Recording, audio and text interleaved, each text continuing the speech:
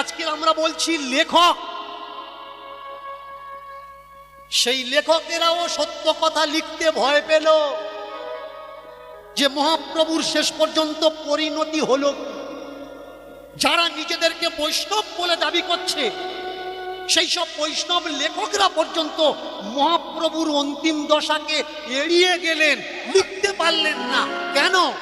কারণ যদি লিখি তো আমি প্রাণে বাঁচবো না, আমাকে মেরে ফেলা হবে। সেই তো মল্লি, তোরা তো বেঁচে নেই। তাহলে সত্য কথাটা লিখে গেলে অসুবিধা কি হতো তোদের? কোনো অসুবিধা ছিল না। আজকে সব থেকে বড় চক্রান্ত দেখুন, বাঙালিদের কাছ থেকে বাংলার সম্পদ গৌরহরিকে কেড়ে নেওয়া।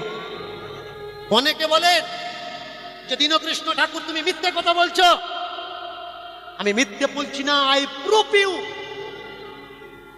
এমন অজস্র প্রমাণ আছে যেখানে শুধু একটু লক্ষ্য করার দরকার যে মহাপ্রভু হলো কি। ভালো করে খেয়াল করবেন।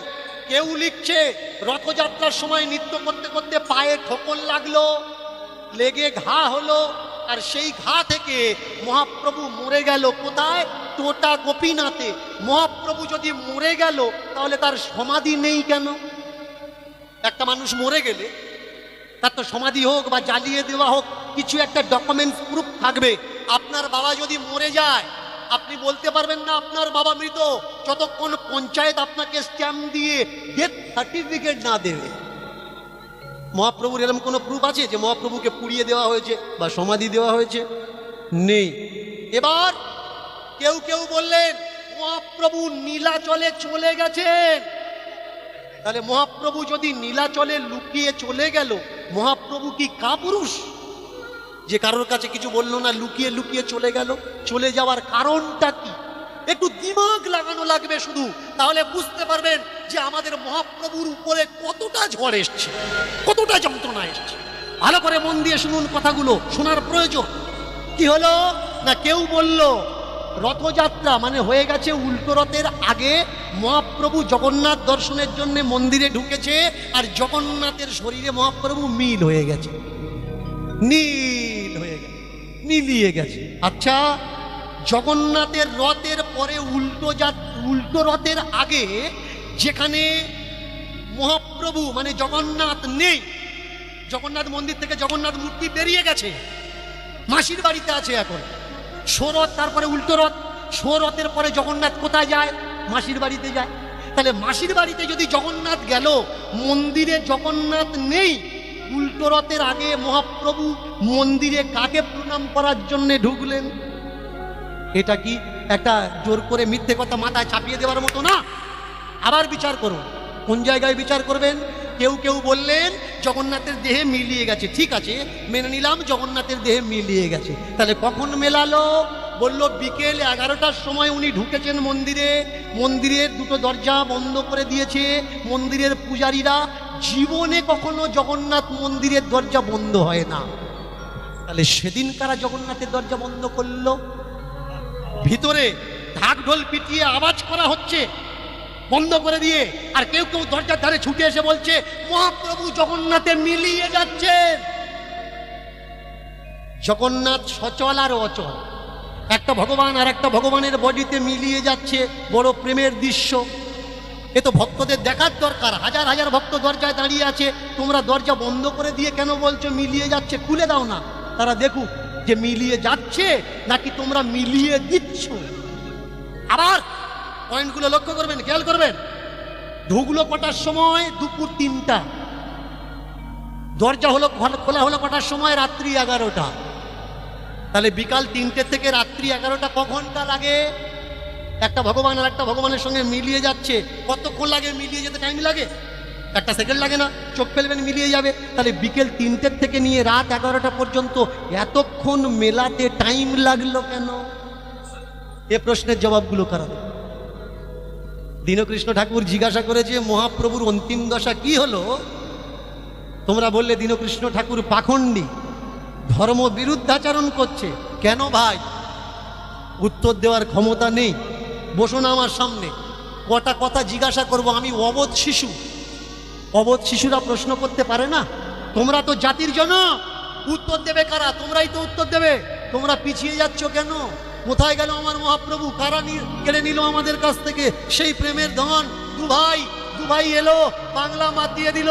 শুধু বাংলা না, উড়িষ্যা, বিহার, ইউপি, সারা ভারতবর্ষ মাতিয়ে দিল। আজকের স্বনামধন্য স্কনের কিছু শিষ্যরা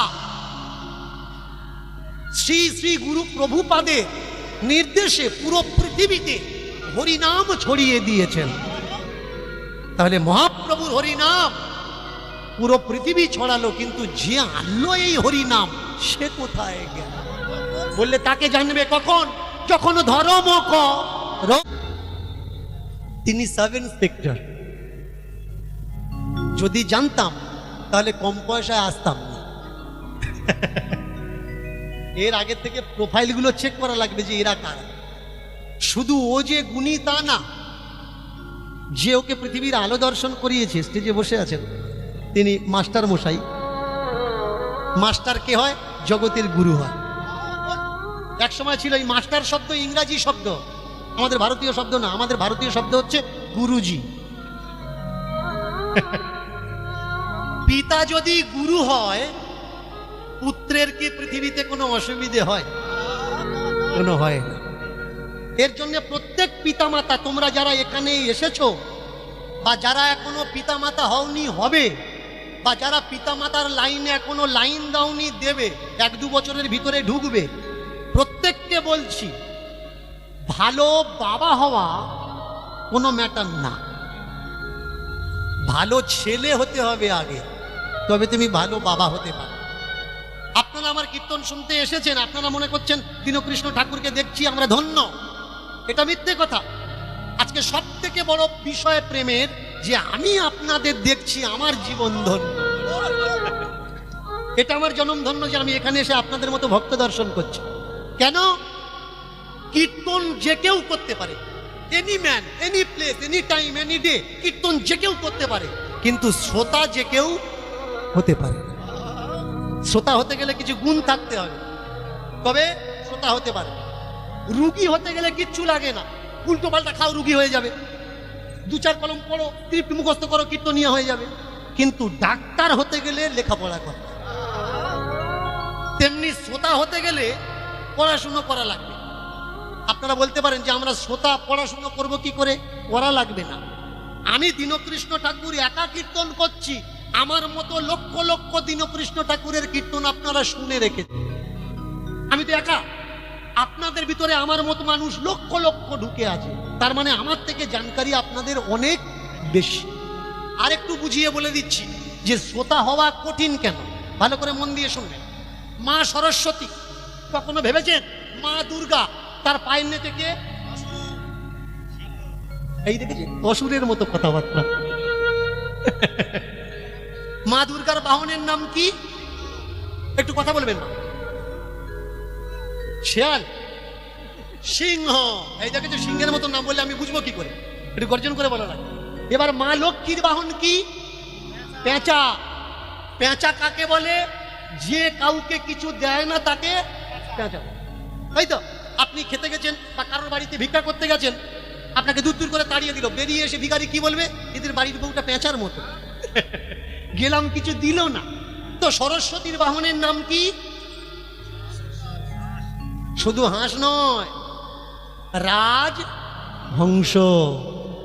কখনো ভেবেছেন মা সরস্বতী যিনি শিক্ষার দেবী, বিদ্যার দেবী, যিনি সুরের দেবী, সঙ্গীতের দেবী, স্তোত্রের দেবী, তার নিচে যে আছে বলুন তো তার গলায় সুর আছে? নেই। যার গলার সুর নেই সে যদি গান করে মানুষ তাকে কি বলে? হাঁসের মতো গলা, ট্যাক ট্যাক করছে। তাহলে পিঠের উপরে সুরের দেবী বসে আছে, অথচ নিচে যে আছে তার কণ্ঠে সুর নেই। একদিন হাঁস দেবীকে বলছে, মা আমি তোমার সঙ্গে ঘুরি, যে যার সঙ্গে ঘুরে সে তো কেমন হয়, তা মানুষ আমাকে নিন্দা করে, তোমার গলায় এত সুর, আমার গলায় সুর নেই কেন? মা বললে, শোন, আমার গলায় সুর আছে, আর আমি যদি তোর গলায় সুর দিই তাহলে বাইরে তো দূরের কথা, তুই তো আমার ভুল ধরবি, তুই আমাকে ভুল ধরবি, যে এই জায়গায় তাল ভুল হলো, এই জায়গায় রাগ ভুল হলো, এই জায়গায় রাগিনী ভুল হলো, এই জায়গায় মুরকি পাল্টা গমক ঠিক লাগলো না, তুই যাতে ভুল না ধরতে পারিস তার জন্যে দিয়ে রাখলাম। এবার বোঝা লাগবে মায়ের পায়ে হাঁস কেন, কেন রাজহাঁস? এমনি হাঁস তো রাখতে পারতেন, রাজহাঁস কেন রাখলেন? মা বলে দিলেন আমার পায়ে আমি তাকে ঠাঁই দিই। কাকে ঠাঁই দিই? ওই যে পড়তে যাও না, বছরে একবার তো মা সরস্বতী পূজা হয়, গিয়ে করজোর করে বলো না, মা কৃপা করো, চরণে ঠাঁই দাও, বিদ্যা দাও, বুদ্ধি দাও। হবে না। মা বললে বিদ্যা বুদ্ধি জ্ঞান আমি তাকে দিই, আমার পায়ে আমি কাকে ঠাঁই দিই জানিস? দুধ আর জল মিশিয়ে দিলে যে জলটা বাদ দিয়ে শুধু দুধটুকু নেয়, তাকে আমি আমার পায়ের নিচে ঠাঁই দিই, না হলে তাকে দিই না। তাহলে শ্রোতা মানে কে? শ্রোতা মানে রাজহংস হতে হবে, তবে শ্রোতা হবে, না হলে হবে না। দুধ আর জলটা মিশিয়ে দেবে, দুধটা বাদ দিয়ে কেউ যদি জলটা নিয়ে বাড়ি যাওয়ার সময় বলে বলে যাচ্ছে, অত কথা বললে ভালো লাগে, মানে ও দুধ খায়নি, জল খেয়েছে, জল গিলেছে, তাহলে ঠিক নেই, দেখতে ভালো নয়, ওই জায়গাটা ভুল বলল। ভাই 4 ঘন্টার ভিতরে একটাও ভালো ছিল না, সেটা নিতে পারোনি। যাওয়ার সময় সময় তুমি তো খারাপটা নিলে, তোমার সঙ্গে যে কীর্তন শুনে ফিরে যাচ্ছে তার কানটাও বাজে জিনিস দিয়ে তুমি ভরে ভরে যাচ্ছ, যে এটা হয়নি, ওটা হয়নি, সেটা হয়নি। তত্ত্ব বললে রাজহংস যে হরিনামের শ্রোতা, সে কীর্তনিয়া আলতু ফালতু জিনিস দিয়ে যদি ভালো জিনিস মিশিয়ে দেয়, তারা আলতু ফালতু না সব চালিয়েছ, তার কি হবে?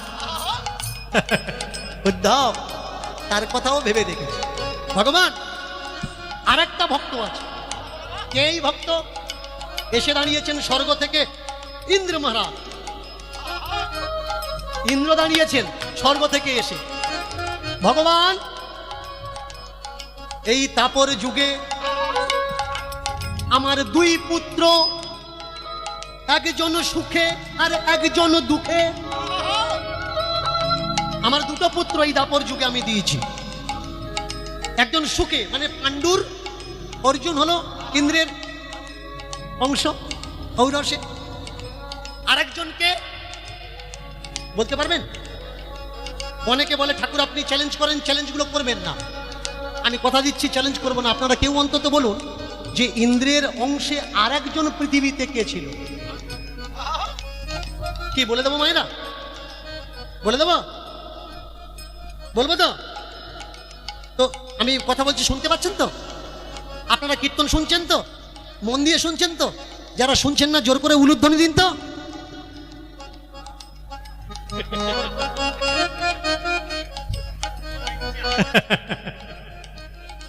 আমি বললাম যারা কীর্তন শুনছো না জোর করে উলুধ্বনি দাও।